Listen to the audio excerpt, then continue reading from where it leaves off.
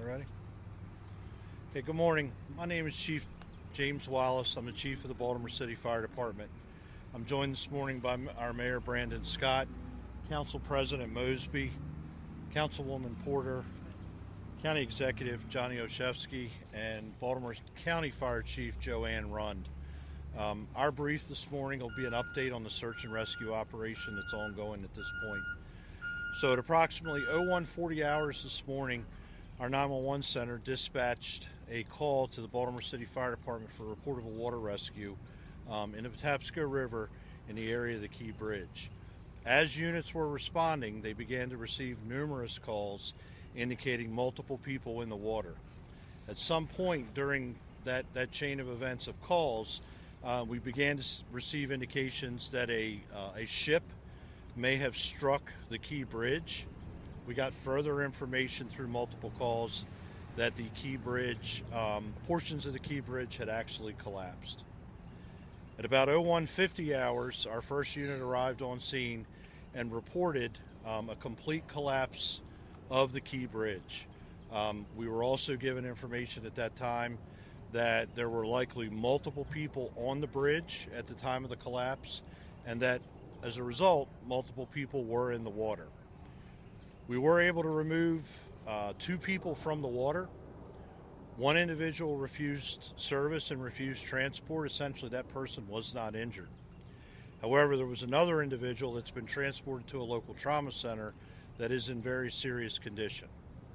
At this time, we have multiple air assets from the Maryland State Police, as well as the Baltimore Police Department, as well as multiple marine assets from around the region, including Baltimore City, Anne Arundel County, Baltimore County, as well as multiple local and state police agencies, National Resources Police, BPD Special Ops Unit is in here, Maryland State Police is here. We have multiple resources. We are still very much in an active search and rescue posture at this point, and we will continue to be for some time. We have a large area that we have to search. This includes on the surface of the water, subsurface, as well as on the deck of the ship itself. We believe at this point we may be looking for upwards of 7 individuals. That's the latest information we have. However, what I will say is the information that I'm giving you right now is as of right now. That's what we know right now. This is a very large incident. It involves a very large footprint.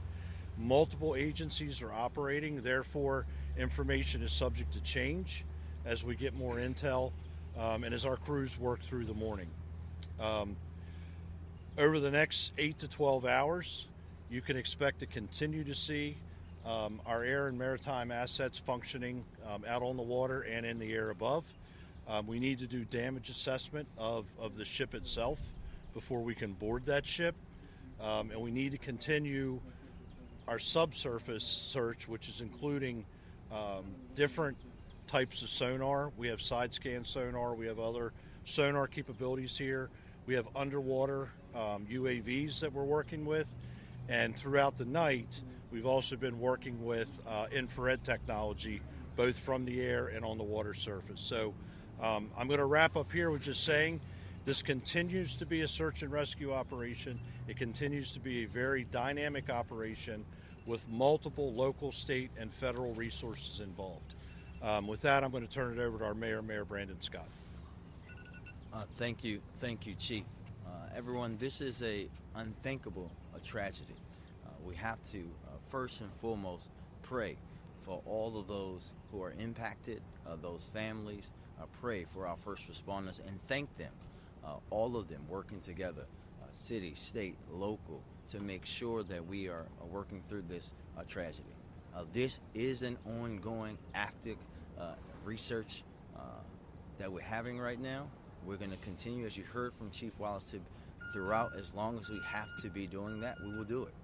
But we have to be thinking about the families and people impacted, folks who we have to try to find and save. This is what our focus should be on right now. We're going to continue to work in partnership with every part of government to do everything that we can to get us through the other side of this tragedy. And with that, I'll turn it over to County Executive Olszewski. Thank you, Mayor Scott. I think we all awoke this morning to an unspeakable tragedy. As the mayor indicated, we know that there will be families and individuals impacted by this, regardless of what happens the rest of the way out. So I would just echo the mayor in lifting up prayers for those who are impacted, but also ask that our residents pray for our first responders. They have been on scene since very early in the morning, not only conducting initial search and rescue operations, but planning for additional ones as the sun comes up. And the work that they do cannot be understated. And I want to just thank them for all that they are doing and will do in the hours and days ahead. We know that we have a long road ahead, not just in the search and rescue, but in the fallout following this. I think we appropriately have our attention on the search and rescue efforts currently, and just here alongside our partners in the city to say that they have our full support, just as we want to thank our state partners for the resources they've offered up, as well as the federal partners who have already reached out. The mayor and I have talked to the governor. We've heard from the Secretary of Transportation. So collectively, we thank everyone for their thoughts, their well wishes. But again, this is a very active situation, and we want to just thank the chief and our teams for all the great work they're doing. And with that, I'll turn things back over to the chief. Thank you, County Executive Olszewski. We'll do some Q&A right now. Now we're just going to go around, have everyone present one question for this start. Chief, can you tell us where the crew of the ship is? You also mentioned, too, that 2 people were rescued. Who made the first 911 call? And there were reports that it was a crew on the deck of the ship working at that point. Can you confirm any of that information? The latest information we have on the crew of the ship is that they are still on board the ship. There's been comms between the ship crew and the Coast Guard. So as part of the overall operation, we communicate through the Coast Guard with the ship. And I'm sorry, your other questions? There were 2 people taken. Who made the first 911 call? I don't know who made that call yet. Okay, and were there other workers on the deck of the ship or deck of the bridge at this point? We had heard that information. Can you confirm that? We were being told there were workers on the bridge. We have yet to confirm that. We'll work with MDTA to obviously to get that information. About how many cars were on that ship? Last question. On the deck of the bridge at the time it collapsed. Do you know? Don't have a number. I can tell you our sonar has detected the presence of vehicles submerged in the water. I don't have a count of that yet. Thank you. Chief, you mentioned upwards of 7 individuals that you're looking for. We've heard reports of as many as 20 individuals. Can you just paint a more clear picture of about how many people actually fell into the water, how many people you might be looking to rescue, and also if you can give an idea of how many vehicles, although you might not have that answer, but really just the search and rescue. Yeah, I'll start with the last one. So I don't know how many vehicles yet. I know that we have detected the presence of vehicles. As far as the number between the 7 and 20, that's been a dynamic count throughout the morning, just given the fact that we haven't yet nailed that number down. We do believe that at least 7 are involved in that, at least 7 at this point. That fell into the water. Yes, ma'am. Yeah, and I know you said the crew was accounted for according to the Coast Guard on deck. Do we know if any of the crew members were part of these at least 7 people that may have been in the water? We do not. Can I just ask, survivability in waters around this level is not very long. I want you shift focus to become more of a salvage operation? So we'll be guided by our dive teams. We will determine what the temperature of the water is. The other issue that we have out there is this water is current influenced. So right now we think the tide is coming back in. That adds a bit of a challenge to us also. We can certainly dive in these conditions, but we have to take a lot of factors into play, right? The fact that there may be trauma involved, they have been in the water an extended period of time, but also remember we're battling darkness. So, it's quite possible that we may have somebody there that we've not seen yet, and as they work closer to the debris field, they'll obviously make those determinations. But we're going to rely on the experts, which are our dive masters that are here, our dive team, to tell us when they believe we've reached that non-survivability point. Yes, sir. Janine? Chief Wallace, was there any indication that there was a problem on the ship? Was it let in by tugboats at any point during the midday? Like anything that can, so far early on, point you to something went wrong? We do not have that information with regard to the investigation. I would refer that to law enforcement. My focus since 1:40 this morning has been that rescue operation. So far there's been no indication that any kind of like an emergency dispatch came from that ship before? I have no information about that, ma'am. Have you been able to talk to the pilot, the American pilot on that bridge? The pilot on the vessel? Yeah. We have not talked to the pilot on the vessel. The rescue personnel, the rescue operation, we have not interacted. Just back over here. I don't have age and I'm sorry. Yeah, I don't have age and gender on either. One patient refused service, right? Really, they weren't injured. The second patient, however, was seriously injured and is at an area trauma center. Are you including them in the at least seven people?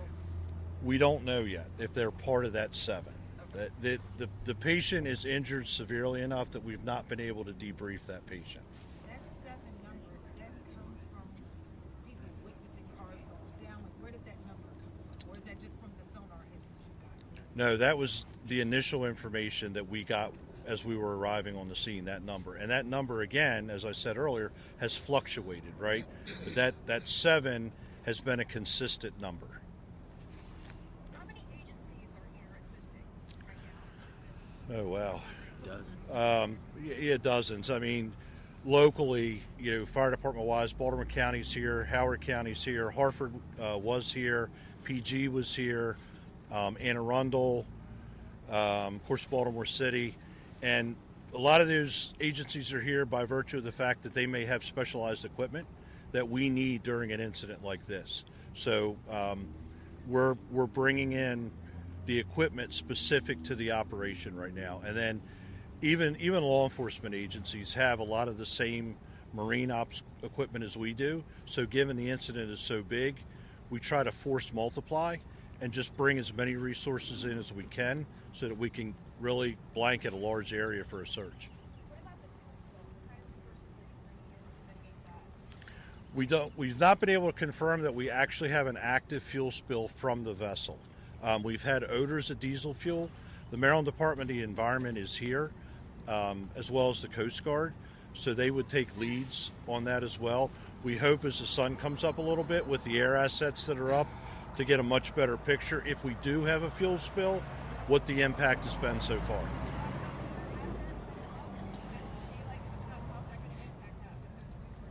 Yeah, Maryland State Police has been here. Foxtrot is also working this. There are 2 air resources right now. I don't know that we won't bring any more in, but right now they're the 2 primary.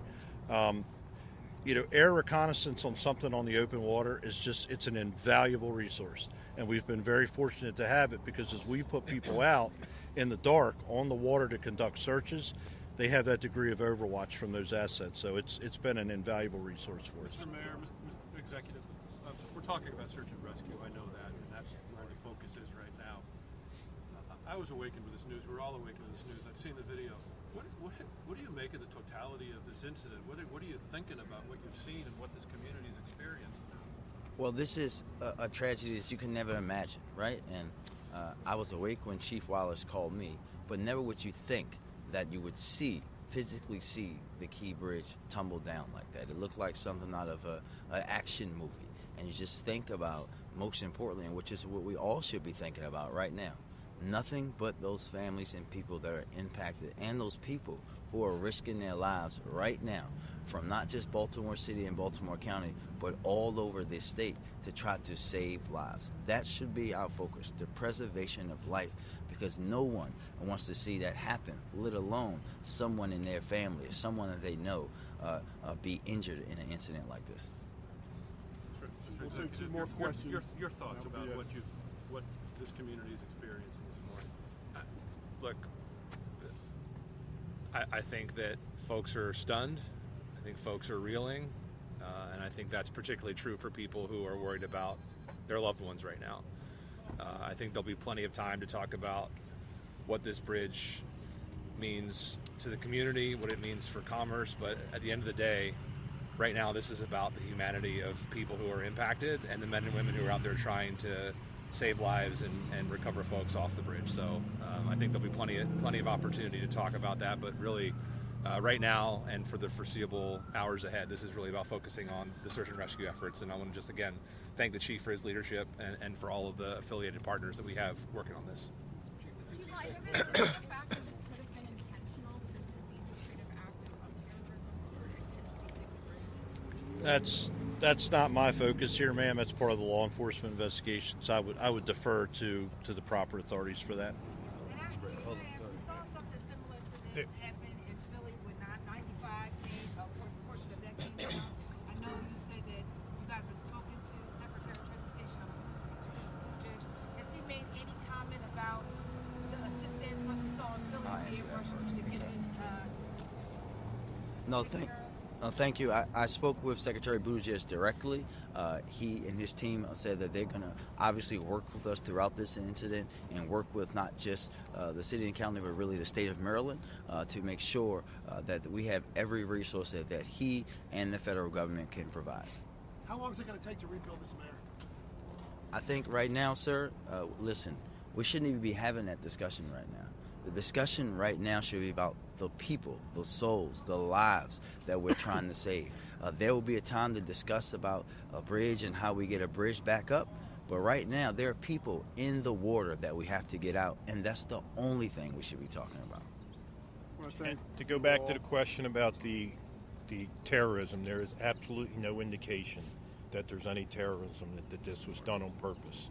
Our criminal intel is working with the FBI and other federal and state agencies to get all the intel that we have, but there's absolutely no indication that it was intentional. Thank you, everybody. Okay, I want to thank you all. I will be advising you, updating you on the next one. Will that be here, Kevin? Thank you. Yeah.